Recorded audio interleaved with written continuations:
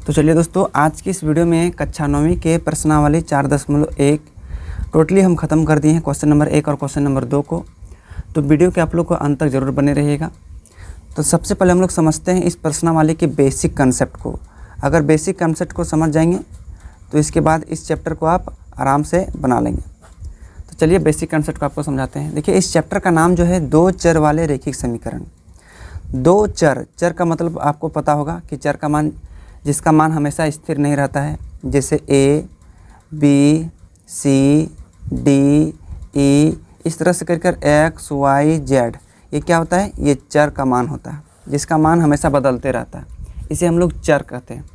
अचर का मतलब होता है जिसका मान कभी बदलता नहीं है, उसे हम लोग अचर कहते हैं। जैसे 1, 2, 3, 4, 5, 6 अनंत तक चला जाएगा, तो इसे हम लोग क्या बोलते हैं? अचर बोलेंगे। इसमें दो चर का मतलब क्या हो गया? दो चर एक ऐसा समीकरण कहा गया है ना, एक ऐसा समीकरण जिसमें दो चर रहेगा। तो सबसे पहले इसको हम लोग समझते हैं कि इसका व्यापक रूप क्या होता है। ये वाला बहुत इंपॉर्टेंट है। व्यापक रूप किसका? दो चर वाले रैखिक समीकरण का। दो चर वाले रैखिक समीकरण का अगर व्यापक रूप को आपको याद हो गया तो इस चैप्टर को आपको समझने में बहुत ही आसानी होगा। तो देखिए, इस समीकरण व्यापक रूप जो होता है a x plus b y plus c बराबर 0, ये दो चर वाले रैखिक समीकरण का व्यापक रूप होता है। बिकॉज ये जो एक्स देख रहा है और ये वाई देख रहा है, ये दो को चर है। इसमें से ए जो होता है एक्स का गुणांक होता है। एक्स का क्या होता है? गुणांक होता है। और बी जो होता है वाई का गुणांक होता है। और सी मेरा अचर पद अकेले होता है। आपको शॉर्टकली में एक एग्जाम्पल लेके बताते हैं। 2x प्लस 3y माइनस 4 बराबर 0। देखिए, ये प्लस के जगह यहाँ पर माइनस हो सकता है ना। इसमें आपको चुनने के लिए बेसिकली कहेगा इसमें a ज्ञात कीजिए, b ज्ञात कीजिए, c ज्ञात कीजिए। इस समीकरण का देखो, a जो है x का गुणांक है, इसका मतलब x का गुणांक a, मतलब ये जो 2 है ना, a का मान हो जाएगा। y का गुणांक क्या है? b, मतलब b का गुणांक कौन है? y, तो इसका मतलब y का मान यहाँ पर b, इसका मतलब यहाँ y का मान कितना हो जाएगा? 3 हो जाएगा। c का मान अकेले है 4, तो ये हो जाएगा -4, पीछे माइनस है ना, तो -4। इस तरह से आपको चुनने के लिए भी कर सकता है आपके चैप्टर में, या आपके एग्जाम में भी चुनने के लिए बोल सकता है। तो ये था कुछ बेसिक कंसेप्ट, तो इसको याद रखिएगा। ax plus b y plus c बराबर 0, ये दो चर वाले रैखिक समीकरण का व्यापक रूप होता है। अब चलिए सीधे प्रश्नावली को बताते हैं। प्रश्नावली 4.1 में पहला क्वेश्चन कहा गया है कि एक नोटबुक की कीमत, नोटबुक मतलब होता है किताब, कॉपी, एक कलम की कीमत से 2 गुनी है। मतलब एक नोटबुक की जितना कीमत है ना, एक कलम की कीमत से 2 गुनी है।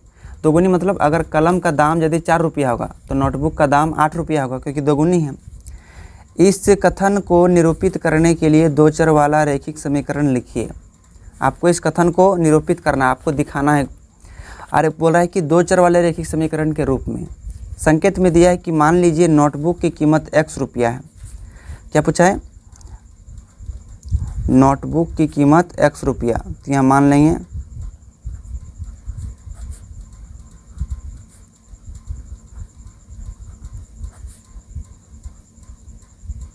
नोटबुक की कीमत बराबर x रुपया और कलम की कीमत बराबर y रुपया, तो यहाँ भी मान लेंगे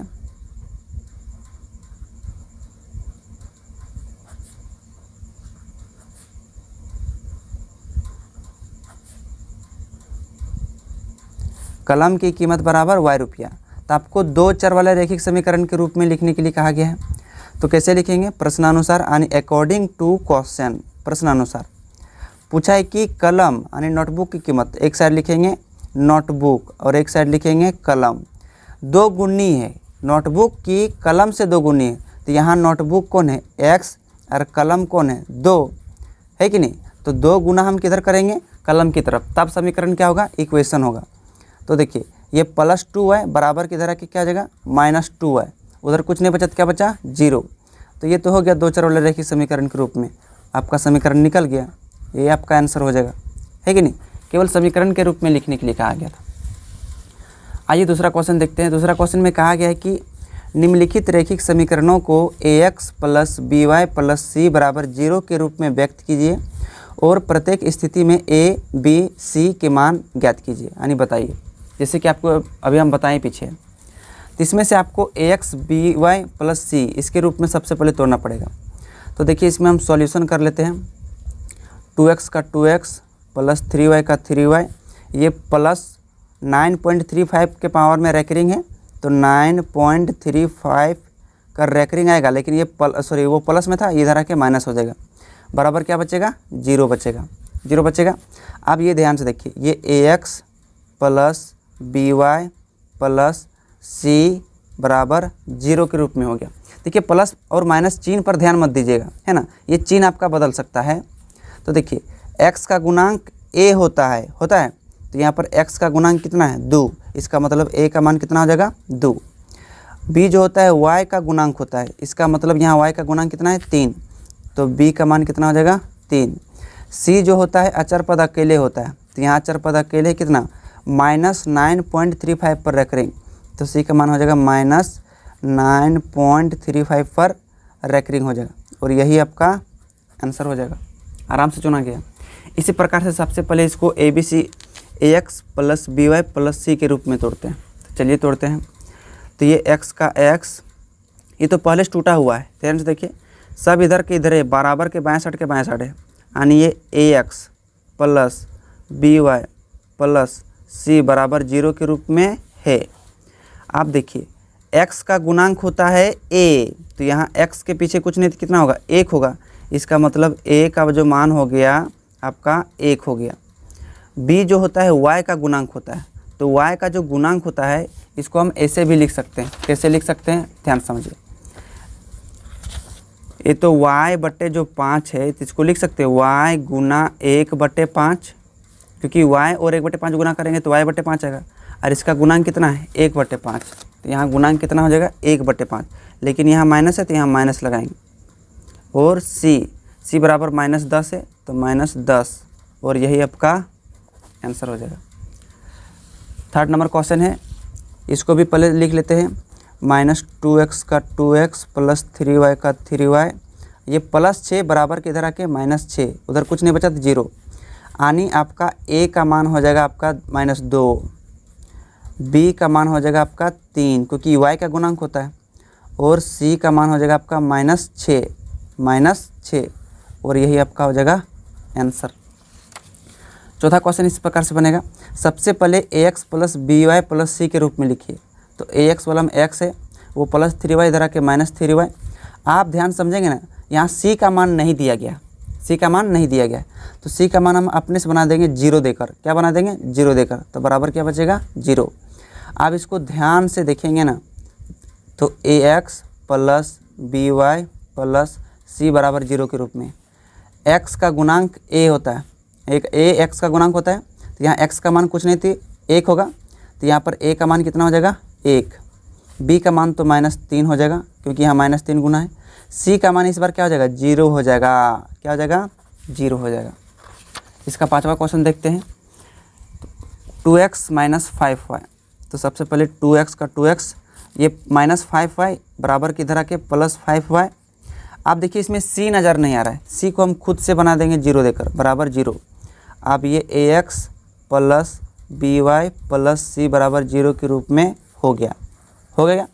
अब लिख देते हैं, a का मान क्या हो जाएगा, 2 हो जाएगा, क्योंकि x का गुणांक, b का मान 5 हो जाएगा, और c का मान 0 हो जाएगा। कितना हो जाएगा, 0 हो जाएगा, और यही आपका आंसर हो जाएगा। 6ठा नंबर क्वेश्चन है, 3x प्लस ये 2 है ना, 3x प्लस 2 बराबर 0। अब इसमें ध्यान से देखिए, इसमें ax plus b y plus c बराबर 0, इसमें तो x वाला तो गुणांक मिला है, y वाला नहीं मिला है, और c का मान मिला है 2 मिला है कि नहीं। तो इसमें करेंगे कैसे, ध्यान से इसको समझिए।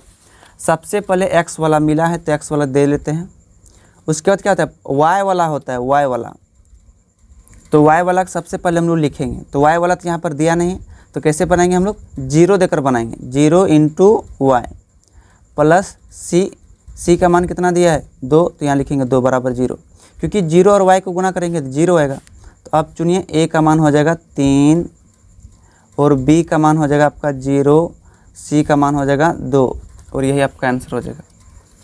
नेक्स्ट क्वेश्चन देखते हैं। 7वां नंबर क्वेश्चन है, इसको भी सबसे पहले ax plus by plus c के रूप में तोड़ते हैं। इसमें x वाला नहीं दिया गया है, तो x वाला कैसे बनाएंगे? सबसे पहले 0 और x देंगे, प्लस y वाला तो दिया गया है वहाँ पर y, प्लस c का मान दिया है -2, तो यहाँ -2 लिखिए, यहाँ प्लस नहीं, -2 बराबर 0। अब a का मान तो 0 हो जाएगा, b का मान y का गुणांक कुछ नहीं तो क्या है 1 है, तो यहाँ पर 1 हो जाएगा, और c का मान -2 है, यही आपका आंसर हो जाएगा। लास्ट क्वेश्चन है 2 नंबर का। सबसे पहले ax plus by plus c बराबर 0 के रूप में तोड़िए। ax x वाला दिया है, ये +2x, तो +2x रहने दीजिए। अब देखिए ये +5 जो है बराबर के उस साइड चला जाएगा, तो क्या हो जाएगा -5, क्या हो जाएगा -5 हो जाएगा। और यहाँ पर y का वाला मान नहीं दिया गया, तो हम खुद से देंगे 0y, 0.y चाहे 0 गुना y, समझा है कि नहीं? तो क्या करेंगे, इसमें हम चुनेंगे a बराबर क्या हो जाएगा 2 हो जाएगा, b बराबर 0 हो जाएगा, c बराबर -5 हो जाएगा, है कि नहीं? और यहीं पर आपका क्या हो जाएगा आंसर हो जाएगा। तो प्रश्नावली 4.1 पूरा इस वीडियो में समाप्त किए। उम्मीद करते हैं कि इस प्रश्नावली को आप आसान तरीके से समझ गए होंगे। अगर वीडियो आपको अच्छा लगा तो एक लाइक कीजिए, चैनल पर नए हैं तो चैनल को सब्सक्राइब करें और इस वीडियो को अपने दोस्तों के पास भी शेयर ज़रूर करें। चलिए मिलते हैं अगले वीडियो में, तब तक के लिए धन्यवाद।